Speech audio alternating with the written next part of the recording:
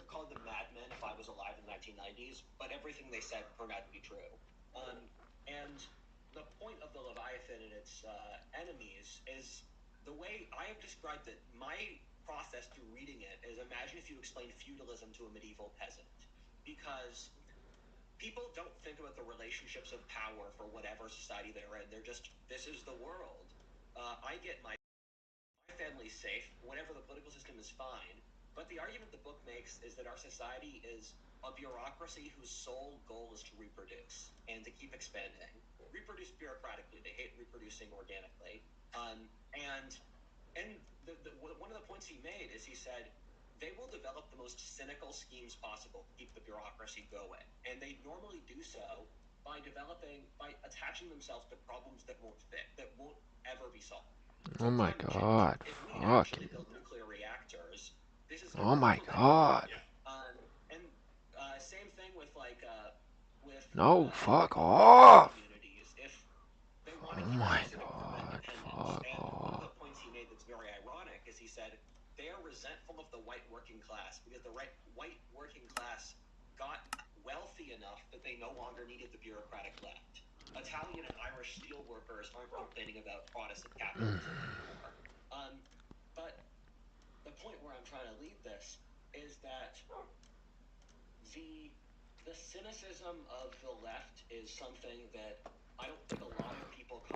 Oh shit.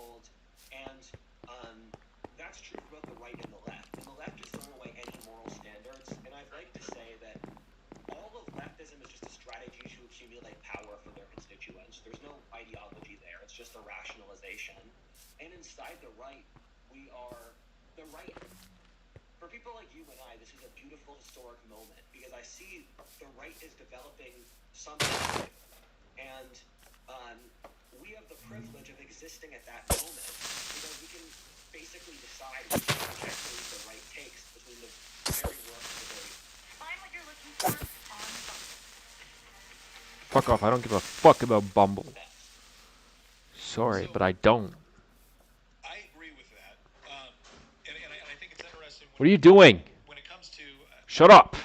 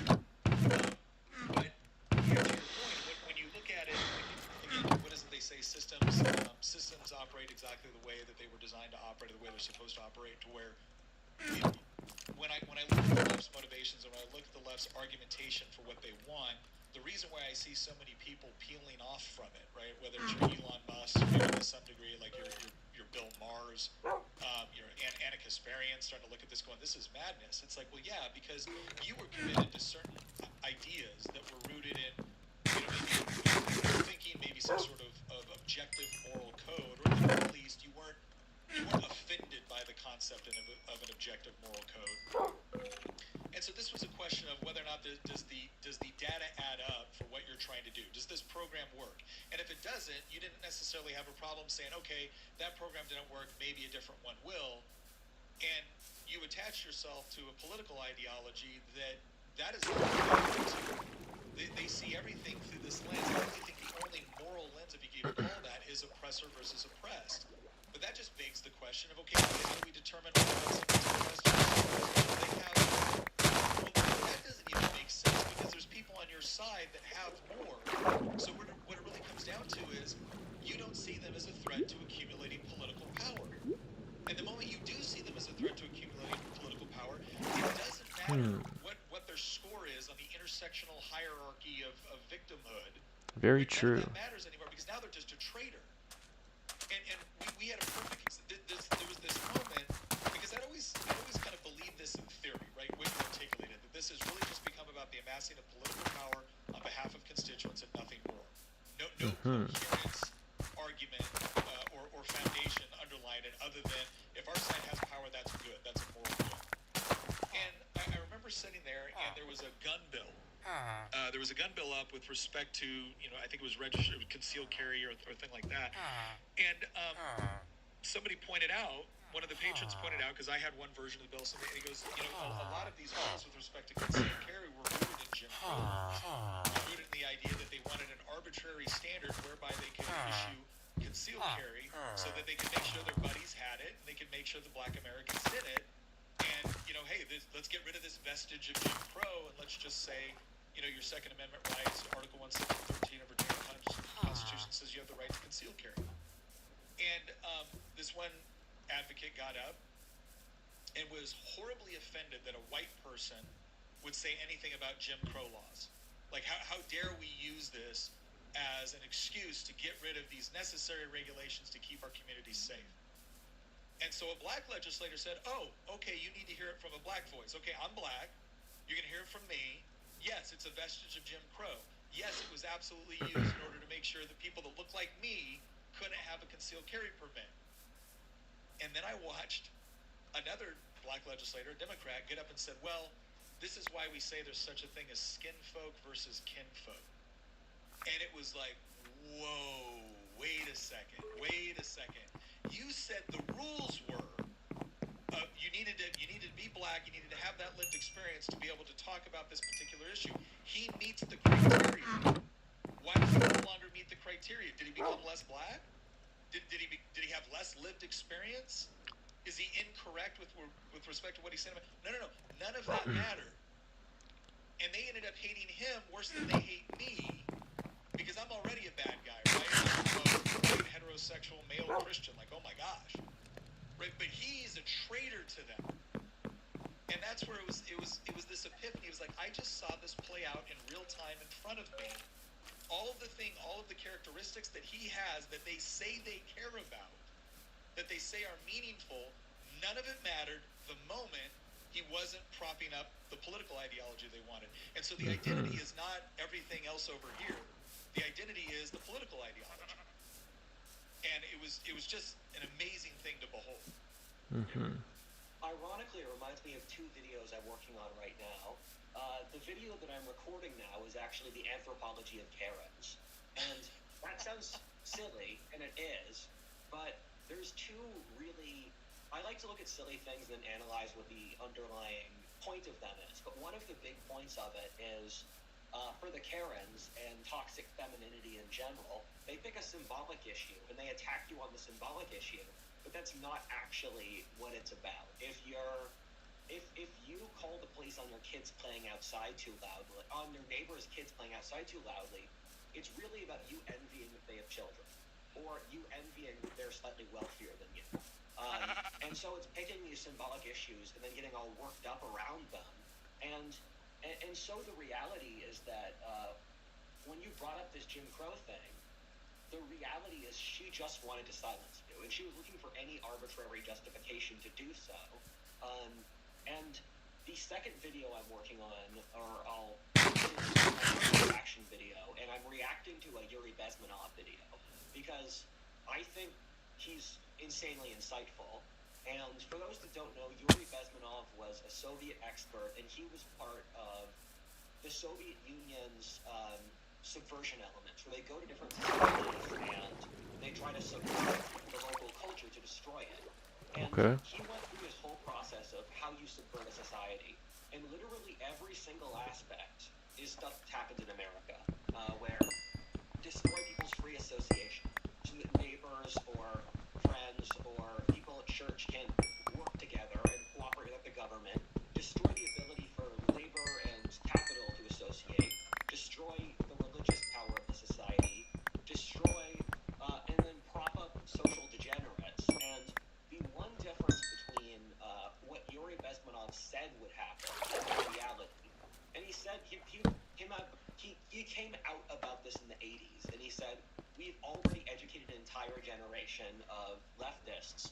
In about 20 years, they're going to take over society. And a final point here that's really interesting is he said, you have to manufacture a 4 to 6 week crisis in order to get the population to give up their freedoms. Does that remind you of anything? 4 to 6 weeks. Yeah. They did better than that, though. But the point that I'm trying to reach here is that if the one difference in what Yuri Bezmenov outlines as his potential and the reality is that the people he called the useless idiots won, because the Soviets talked about Western leftists as useful idiots. Because if you actually went to the Soviet Union, you would see that it was a profoundly socially conservative society. They banned abortion, they banned homosexuality, they were very masculine, they were aggressive, and they used social liberals in the West as a tool to push their agenda. What happened after the fall of the Soviet Union is that the useful idiots became the ones in charge, which is why the left is so insane today. And I've said this multiple times on the podcast. The modern woke left is the stupidest movement in history. Oh shit. It was created by a society that Oh shit. the chips in these phones are so ridiculously advanced. The same society that made this phone, this wonderful piece of technology, believes that reality doesn't exist and a man is a woman. Yeah. Yeah. Well, it's, Yuri Bezmenov, he talked about active measures, and that was the direct effort that the Soviets were engaging in through academia, through labor unions, through arts and entertainment. And they did this all over the world. Now, look, to be fair, the United States was also trying to influence countries all over the world toward, democratically elected governments and individual liberty as well as other things, right? And our strategy didn't always manifest itself in doing the best job of promoting those things. A lot of times it was just looking for, dictators that were anti-communist. But one of the most fascinating things that Yuri Bezmenov talked about was this idea that it's not something where you're not looking for a KGB agent behind every tree. That's not what it is. It's about implanting a particular ideology and then understanding that ideology will self-replicate. And I remember talking when I was taking a college course on ethics within the intelligence community, and this was at a time when all the discussion about things like waterboarding, enhanced interrogation, rendition, right, where you would capture somebody, but I can't torture him. But you know who can? My ally. Here you go. Can you hold on to this guy for 10 minutes and then tell me what he says? Right? That's a very short version of what rendition was. But effectively, these were the questions that were being asked about in the intelligence community. I was talking to a professor when he said, "What do you think is the most pressing moral issue or ethical issue?" And I said, "It's postmodernism." And he goes, "Wait, what?" I said, "Well, think about it. If you raise an entire generation of intelligence personnel or military personnel in a world where there is no such thing as objective truth, right? What you're left with is a kind of secular utilitarianism, right? You're left with whatever works, and what works is heavily dependent on how you want it to work and to what end do you want it to work.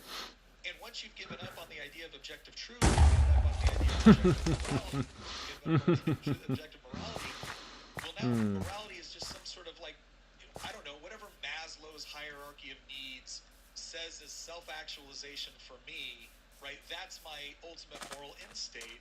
And now anybody that stands in the way of that is my enemy or bad guy. I said, well, if you raise a generation of people that actually believe that, it's going to manifest itself as some pretty crazy stuff. And I thank God out, I had a professor that actually thought, hey, that's really interesting. Go ahead and write it, right? And he was very supportive of it. I've had other professors that would not have been. But the reason why I tell that story is it goes to your point of we keep, a lot of times when we try to engage with the left, we keep appealing to critical thinking or objective morality or objective truth.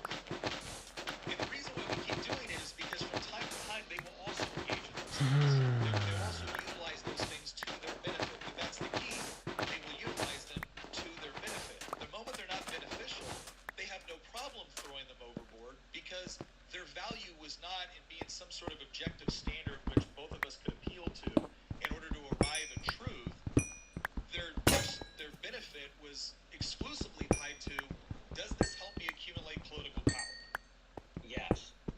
I've had this discussion about 12 times with different conservative public figures, and the thing I keep on trying to have to remind people, and I know you've already moved past this point, is you just have to assume the left will never be your friends. They will do anything to kill you,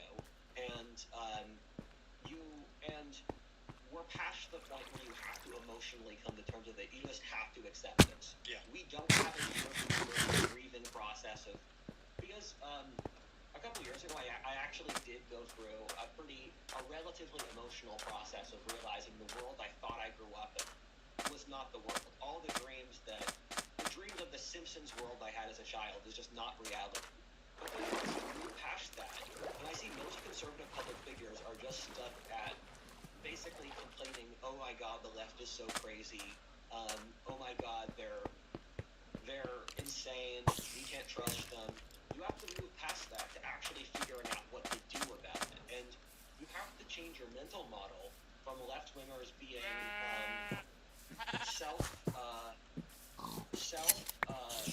basically lost, delusional people who don't want what's going on in society. Holy shit. A powerful cult. And I was watching my friend at the St. Adams podcast, and they were covering the Columbia protests, and I just found that's one of the most telling things I've ever seen in a video. Oh my god. The fuck is wrong with They're this? insane. I'll send it over to you after this. But if I were to write a novel about what America would turn into if we were on the verge of a civil war, I would write exactly that protest. Because the leftist sprawl, marching together in unison, shouting words in unison, and they'd say stuff like, you must have the revolution in your heart forever. We must destroy the imperial core so that the brown oppressed lands can be free. And they said, our enemy always speaks the language of genocide. And everything the left says is projection. And they say that our enemy only speaks through violence. So when they say their enemy is doing something, that's the point they've reached. And I was also watching this video of this Columbia student. The thing with the left is, male or female, I think this person was a she. She was saying, I'm not a violent person, but if the Zionist were to stop me, and the Zionist were to get in my way, I don't know that I could stop myself from destroying them. And the thing is, I have a couple friends who are body language experts, so if you feel like wanting to, the body language and tone of this person is terrifying. Where it's just like a horror movie. And the thing about the left is, when they say we want the revolution, when they say we want more power, don't assume it's a teenager who's just LARPing and like being edgy to show off how cool they are. Assume they actually mean it, because that's what their actions betray. When I talk, I make a distinguish between leftists and liberals. Because again, when I look at someone like a Bill Maher, that's someone that I disagree with vehemently about policy, but he still seems to be committed to certain underlying moral principles which allow for civil discourse and peaceful coexistence. My problem with Bill Maher is that he doesn't seem to understand that a lot of the things that he has pushed for in the past has led to what he's experiencing right now. And I think that's what's happening with a lot of people that would have called themselves more traditional, not classical, but traditional liberals, is well, we didn't mean for this. Like, well, what did you think was going to happen? I mean, for years, for decades, and Bill Maher is especially true of this, if you do this, it will lead to this. And it's like, no, that's just a slippery slope fallacy. Like, no, a slippery slope fallacy is when you just simply declare that one thing will lead to another thing. When you actually use historical data to say, gosh, it sure does seem that when this happened, it leads to this. That's not a slippery slope fallacy. And the thing I wonder about, this is why I have some sympathy, but not a great deal, is that, okay, Bill, but have you learned that by doing X, Y, and Z, have you learned by ripping out any vestige of religious belief and just relentlessly mocking all of it as if it's all the same, it's all stupid, and it's all worthless, and it's led to more violence and anything? Do you understand? Like, Richard Dawkins coming out and saying, oh, I'm a cultural Christian. What do you mean by that? Oh, I like cathedrals and I like beautiful music, and I certainly like the idea that you should love your neighbor. I just think all the other stuff is nonsense. It's like, well, okay, do you recognize that the stuff that you think is nonsense was actually the philosophical underpinning of everything else that you enjoy? And that if you just rip that away, you're not going to be left with the things that you like. You're going to be left with a power vacuum that's probably going to be filled by something far worse than what you decided to dismantle. And that's the part where I wonder, like when I look at someone like a Tulsi Gabbard or Jordan Peterson, I see someone that I feel that is a lot farther down the path of recognizing that, yeah, when I was a committed socialist, that was problematic. And I might have been trying to address a problem, and I might have seen a genuine grievance, but ultimately this was not the mechanism to be used. And in fact, by trying to utilize that mechanism, I created something that was worse, and now I'm fighting against it. That's very different than somebody that is just, oh, well, the left left me, I didn't leave the left. No, man, if you don't understand the steps that got us here and why the left has evolved into what it has, well then, I've just seen someone that finds the latest, rash of insanity to be mildly inconvenient, as opposed to understanding what caused the insanity. There are two kinds of people in politics. There are those who view it as an existential threat to their entire way of life, and there are those who are basically LARPing.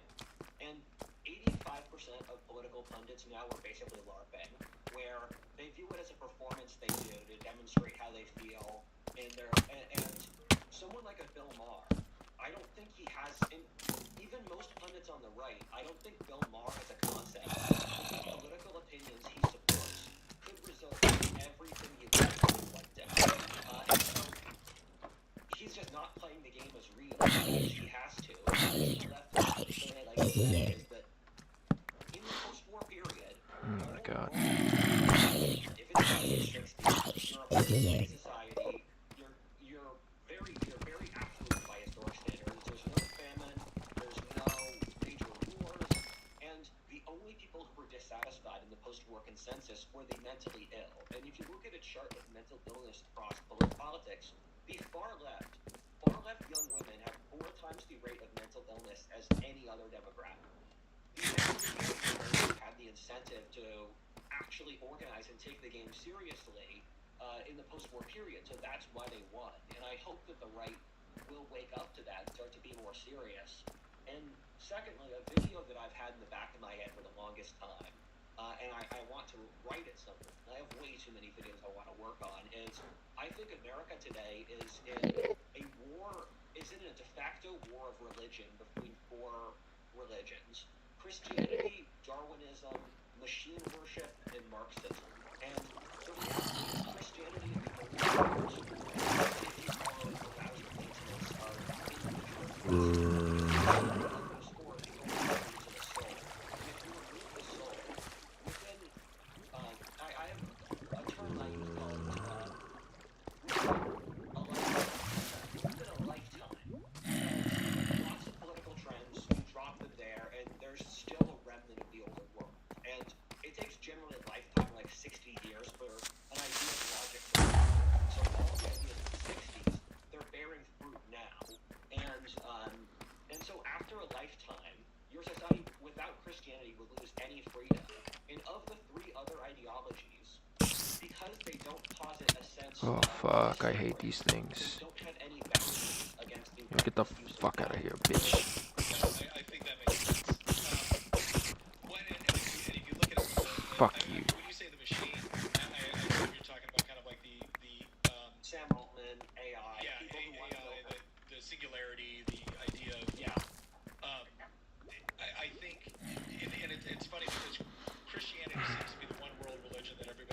allowed to essentially trash without any consequence, which I think is actually telling in and of itself. But it is this idea of do you have at the base of your worldview, do you have something that provides a foundational point from which to build everything else? And like all of us are searching to some degree for meaning, purpose, love, companionship.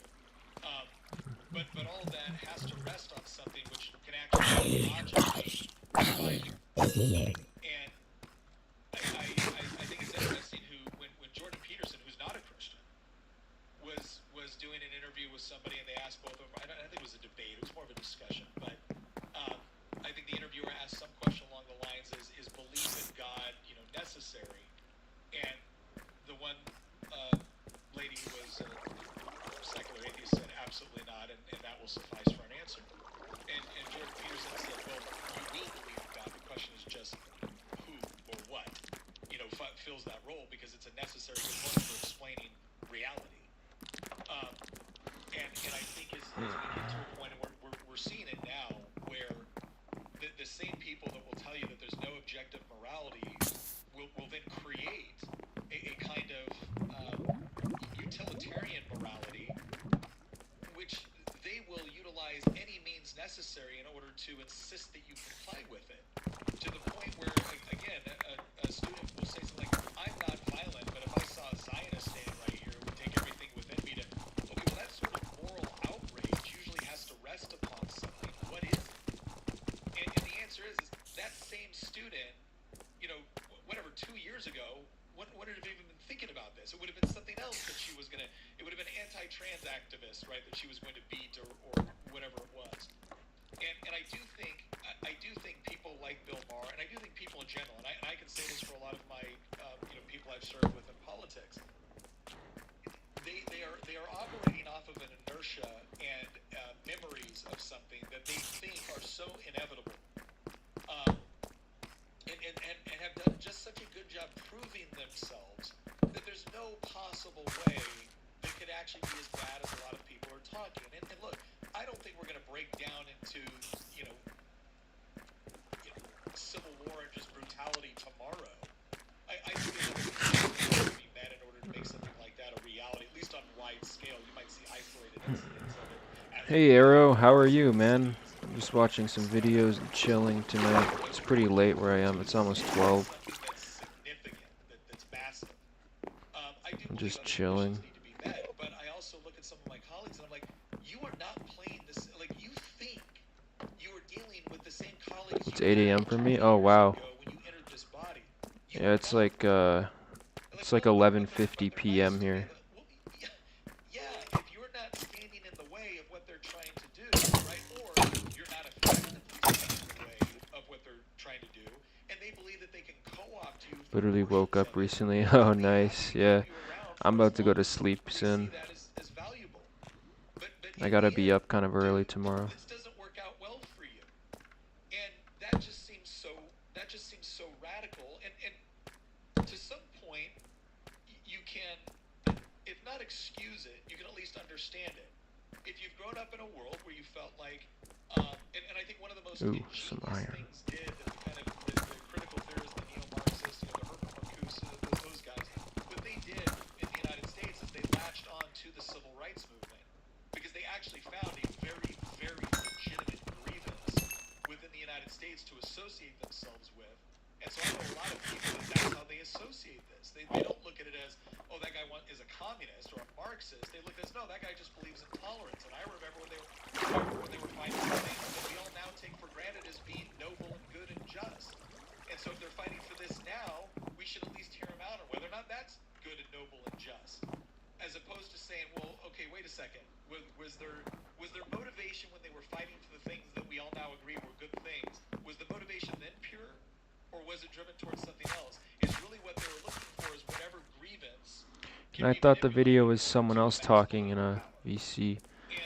Oh no, I'm just watching a podcast right now. Now that we've talked a little bit about how the left has evolved over the last 7 decades, and the fact that Damn. Again, if you're not rooted in some sort of objective truth, objective morality, well then that leaves a lot of things open with respect to you would be Alright, this cave has kind of led to nothing. You've convinced yourself of noble aims. What I happens think I when all came of a from up sudden here. you do have massive populations within the United States that don't like each other, do not see each other as their fellow countrymen anymore. They see each other as traitors. And you have a hotly contested presidential election where we don't know who the winner is, or one side is absolutely convinced that this was rigged. And just so nobody thinks we're saying that, well, of course the right will assume it's rigged. I'm old enough to remember when the left assumed it was rigged in 2016. So let's not pretend I that remember that. this is an ailment that only afflicts one side. So what do you see? What do you see happening? Let's go with something that we think is I've a heard something realistic about response. Is communism, I it people think. setting up Yeah. like chazes and stuff like that in places like Portland and Seattle or San Francisco? Is it something bigger than that?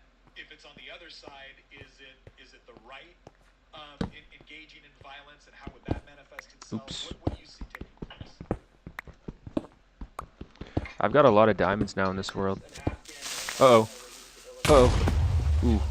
So, we exist at a hinge point in history in which there are lots of situations that can go in many different directions. I think that in general we have to go for violence. I think in the vast majority of circumstances that's what's going to happen. The question Oh, though, Poland definitely has witnessed communism the hard way. either side will support the Yeah, this video is talking about how the left is kind of like has gone crazy and they want socialism and they like communism. Yeah, I agree though. The left has gone crazy. It's not like the right wing is perfect, but the left wing has just gone insane. They're kind of talking about how you know, most Americans and people dream of having like that Simpsons life. I don't know if you've ever seen the animated show The Simpsons, but it's pretty much just about like a family. And you know, people were kind of raised to believe or at least young men were raised to believe that's the type of life they were gonna have. And then, you know, the left wing kind of just is crazy now, and every female has been radicalized and feminized. You know, I wouldn't say feminized; they've been masculinized, but they're all feminists now. You know, so yeah, pretty much every idea that exists today, including feminism, is outdated and started in the 1930s and just hasn't gone away. So they're very outdated ideas, and that have been taken too far. You know, when you look at all the laws, you just look at everything the system revolves around. All of it was started in like the First and the Second World War. So there's like a massive change that needs to take place, obviously, because we're not living in the 1930s anymore. And people still have all these ideas that are based around the 1930s that have just been taken too far. Because they worked back then, but they don't obviously work that well anymore. And feminism is one of them. But yeah, they're also talking about communism because lots of leftists are also communists. I've worked with a few like far left people at work, and they believe in socialism and communism and stuff. So yeah.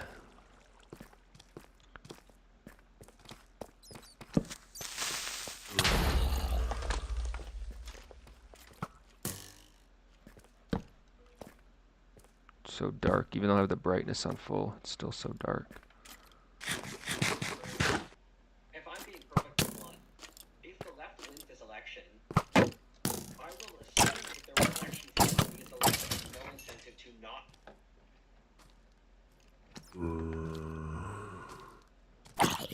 Just pausing my video. I love how a Minecraft stream has kind of turned into a social studies lesson or something. Oh yeah, I'm just playing as I go along because I always live stream this game, so I wanted to play it, but I also wanted to watch this video. So there's actually a lot of intellectuals who play Minecraft. Like, I don't know if you know this, but like lots of the best coders and stuff have like all started on Minecraft. You know, that's how like lots of tech people these days have learned and got into technologies because of Minecraft. There's so much complicated stuff that happens on Minecraft, it's crazy. Yeah, you'd be surprised. I don't know if you've heard stories about it, but there's actually a lot of intellectuals who play this game. Not saying I'm one. I'm just saying it's like for a kids game, it's attracted a lot of really intelligent people. But yeah. Have election fraud because the right said that they did so last time. So if they assume the right's going to think that they're going to have election fraud, they have a much higher chance of doing election fraud. And the left is legitimate, and so neither really has a place to do anything. But the thing is, exact moments in this calculation can tilt it towards better or worse circumstances. And I think Chaz is the easiest answer because the left LARPs really quickly. Yeah. The left, they're much more emotionally invested. And if you look at pre-World War II Germany, the Nazis weren't out in the streets. They weren't protesting. But when the right decides to go hard, the right really goes hard. And the left has a harder time actually going for things. And so the militias are to the right what protests are to the left. And so I can see militias forming for the right. And I think we spoke about this last time I was on your podcast. The thing that I find most likely is a budget issue.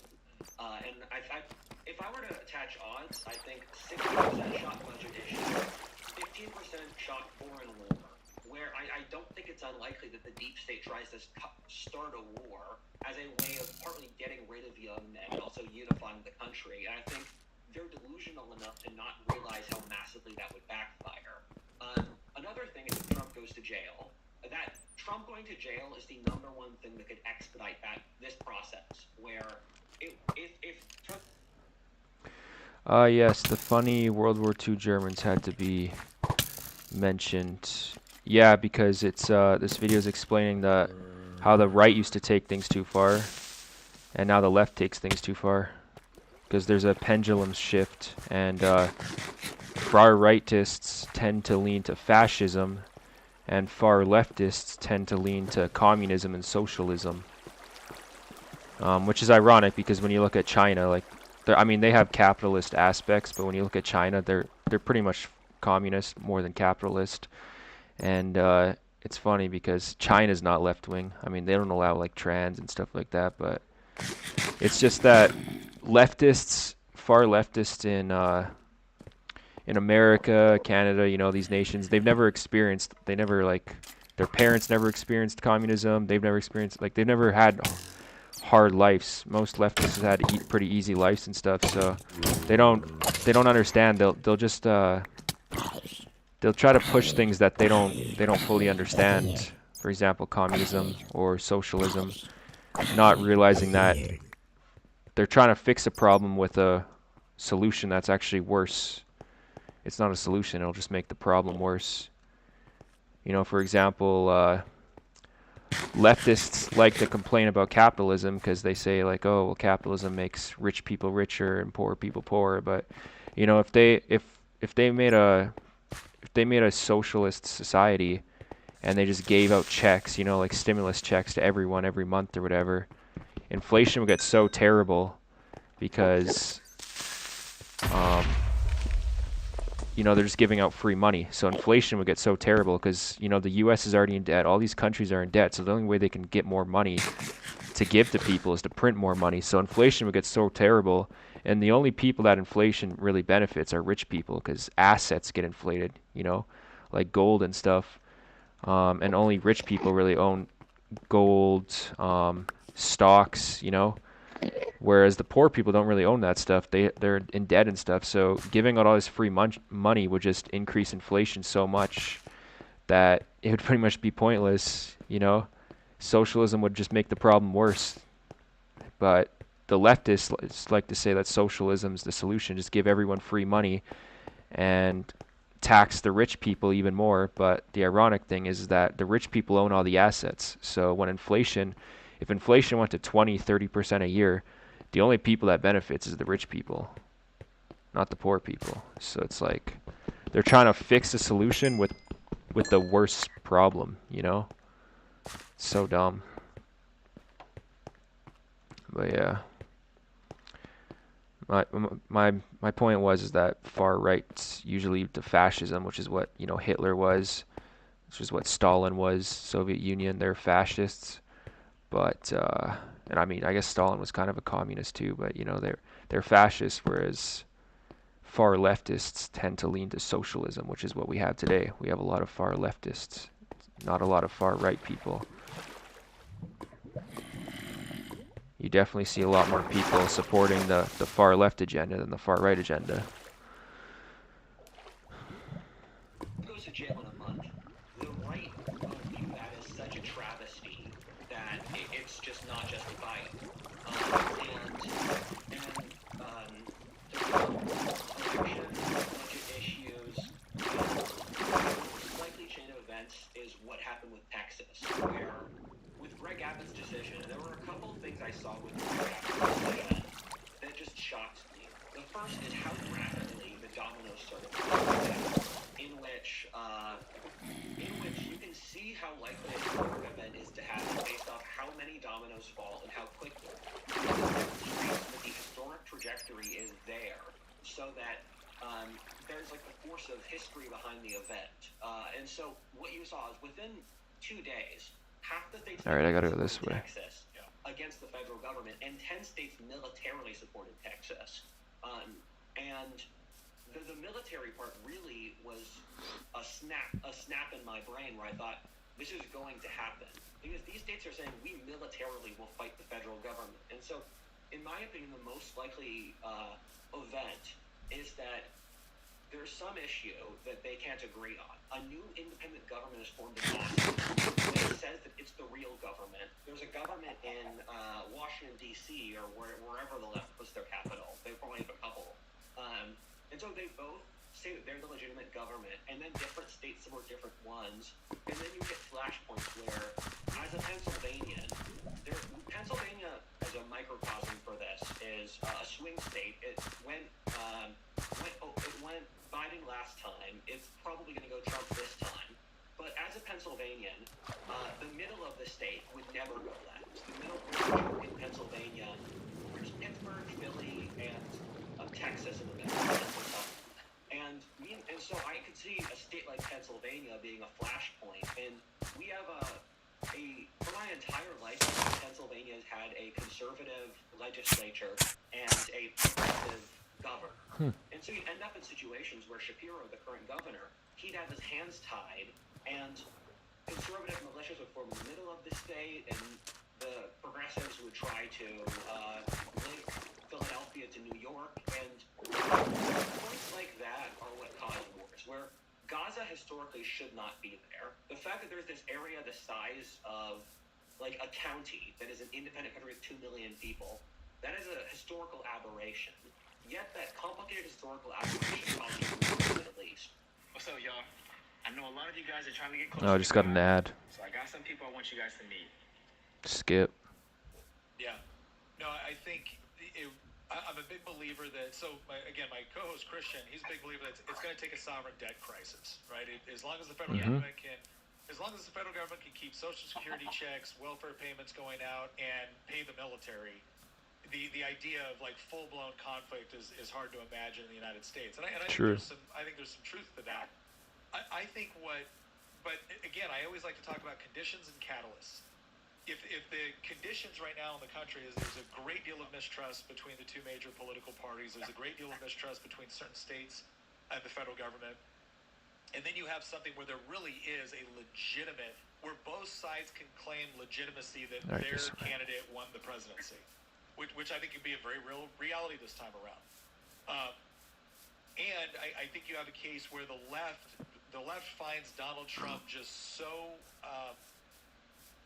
I mean, he is Hitler for them, right? and they would feel like any sort of actions that they would have to take to prevent him from getting power would be justified to save our democracy. And that's the part where, again, I think the federalist model within the United States creates conditions which are very, very different than what you would see in the UK or France or a lot of other places in the world that have more of a national level government as like a federalist republic. The United States has built in, to our system, the idea that we are a republic of republics. And the question is always, it's really, really difficult to organize any sort of massive resistance off of, militias popping up in random places around the country. But if you do have a governor and a state legislature that says, we don't recognize this, that's legitimacy and that's power to rally behind. And when we saw at the border where Governor Abbott said, we're going to do what we're doing and you can sue us, but we're not moving. That was one of those points where it's like, okay, this is really, really close to interposition. Like, this is really close to this whole legal concept first articulated by Jefferson and Madison around the idea that, it kind of fell out of favor during the civil rights movement because of the inappropriate ways it was applied. But there's still legitimacy throughout American history with this idea that, no, the states play a role in keeping the federal government in check. And so you can imagine a scenario where, again, the Democrats just declare they've won. They think enough early votes that came in Philadelphia and New York City and places like that swung Pennsylvania or not New York City because New York's going that way anyways. But if you have it in places like Philadelphia, if you have it in places like Wisconsin, if you even had it in places like North Carolina, for instance. These would be the sort of things where the right would now legitimately call foul and say, no, we don't accept it. This is garbage. And I really think it's going to depend a great deal on who's governor and how much control do they have of their state legislature. And then the other question in this whole thing that I don't think a lot of people think about but is actually really important is, what are your sheriffs think? Because again, sheriffs in a lot of places are either your chief constitutional officer, and a sheriff is a very, very unique law enforcement position. Most countries don't have any sort of equivalent to a sheriff, like a popularly elected constitutional officer, which is far more responsive to the people than simply somebody that's appointed by a city council or something of that nature. When you add all those things up, I can definitely see certain states going, look, we're not seceding from the Union. We just don't recognize your authority. And then how does the federal government respond to that? Because I don't think the federal government's first response is, okay, let's launch the 82nd Airborne Division into Tennessee, right? I don't think that's their first response. But what do you think? Let's say that's the scenario. The scenario is we're going into January, about to inaugurate. Nobody agrees on who the actual president is. We have contested congressional elections, so we don't even know who controls the House of Representatives. We got questions on who actually controls the Senate at this point. So you really do have that perfect storm of like chaos. But you have major states claiming that, well, no, the voters have spoken, and this is who the legitimate president is. And now all of a sudden you have states kind of, again, you have Texas, you have Florida, you have maybe other states in between that kind of a more ideologically and culturally aligned with those states saying, no, we don't accept this. And you have the feds. Okay, they've now insisted, they've pushed through their inauguration of the president. What do you think happens at that point? What do you think are the baby steps of what a Governor Abbott or a Governor DeSantis, or let's not even use those names. We'll just say Governor of Texas, Governor of Florida. What do you think their initial response is to something like that? I think Pennsylvania is also an interesting microcosm of this, because I said before, Pennsylvania, conservative legislature, progressive governor, goes right or left. Pennsylvania, for reasons I don't fully understand, also has the third largest National Guard in the country, which is recruited from Pennsylvania. And so imagine progressive governor makes Pennsylvania go blue. Yeah. The National Guard would probably just mutiny. Yeah. And that creates more issues. And so I think Shapiro would be stuck in a complicated spot where he probably knows this. And so it's equivalent to the U.S. Civil War, where the governor of Kentucky, and Kentucky was a border state in that context, and he was constantly waffling. Yeah. Because he knew that no matter, and Kentucky is also comparable, is the eastern half of the state was Union supporting, the western half was Confederate supporting. And so he was stuck waffling. And if you want to look at the last Civil War as a proxy, South Carolina seceded first, and then all the states that were culturally adjacent to South Carolina, like Mississippi, Georgia, went with. And then you have the struggle over border states. And one of the things that I find very heartening is it appears to me as if the border states are tilting right now. And this is an important distinction. because however states like Nevada or Pennsylvania or Virginia go is important. And so far, I thought this really fascinating poll of support for mass deportations of legal immigrants. And it's ludicrous. The majority of New Yorkers support it. 3/4 of Virginians support it. A third of Californians. A third of Massachusetts. 3/4 of Texans. And so what I think is happening is that the middle states are tilting right. And so I think the right would get an advantage in Pennsylvania and Nevada. That could be cope on my end because I'm a biased player in this, and people always overemphasize their side. But the biggest thing is the military. Where whatever direction the military go will dictate this. And in the military, the top brass are left-leaning, they're both appointments. But the lower ranks of the military lean conservative, and I'd imagine, we haven't had polls for a couple of years about this, I'd imagine that it's gone further right because young men as a demographic have gone pretty hard right in the last 5 years. Well, the other, having served 11 years of active duty, I got out in June of 09, so it's been a while. But I had a lot of friends stay into retirement. I didn't, but a lot of friends did. The other thing, too, that I don't think people understand when they talk about the military is that they will discuss, let's just take the Army, for instance. They will discuss the Army as if the Army is like this block of people in the Army. And it's like, well, no, you actually, you have your combat arms types. So your combat arms is your infantry, artillery, armor. You have your combat support, which would be like your MPs, to some degree. There'd be other areas that fall in that category. And then you have what is considered to be, soft skill MOS, right? So military occupational skills. Clerks, admin, judge, advocate, general, cooks, whatever else. So obviously we have a huge logistical support train for the amount of infantrymen, armor, and artillery that we have within the Army. But traditionally, if you go to within an infantry unit, you're going to find two types of people. It's usually they're going to consider themselves more right-wing culturally. And then you'll find, and I would say it's almost probably, we'll say 50% would just like right off the bat align themselves more with right wing. Another 3% would kind of, or another if we're taking 10, 5 are already right wing. They're right wing, that's how they vote, the whole deal, that's how they align themselves. Another 2 to 3 would probably be somewhere in the idea of like, I don't really care, but hey, I tend to be, I'm more masculine, I'm more, patriotic, the whole deal.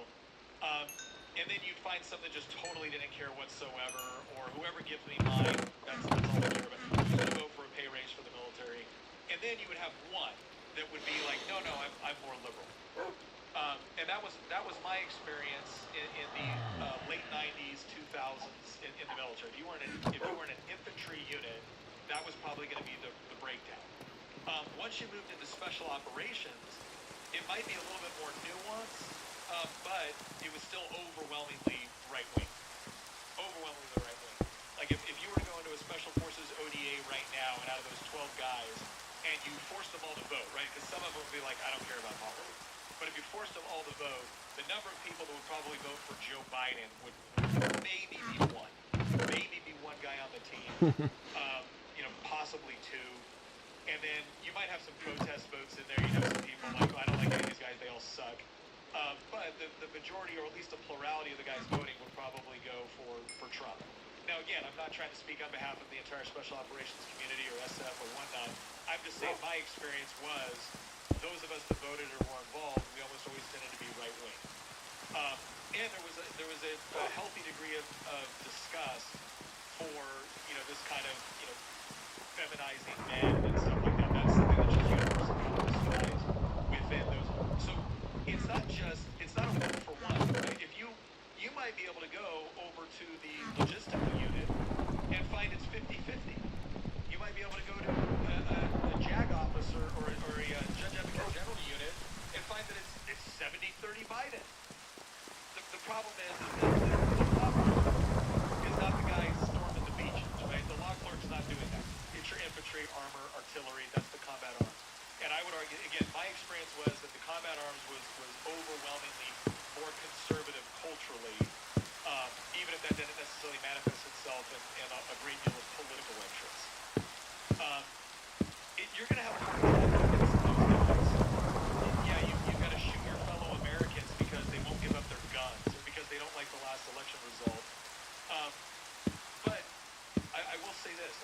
is an important thing for people on the right to understand.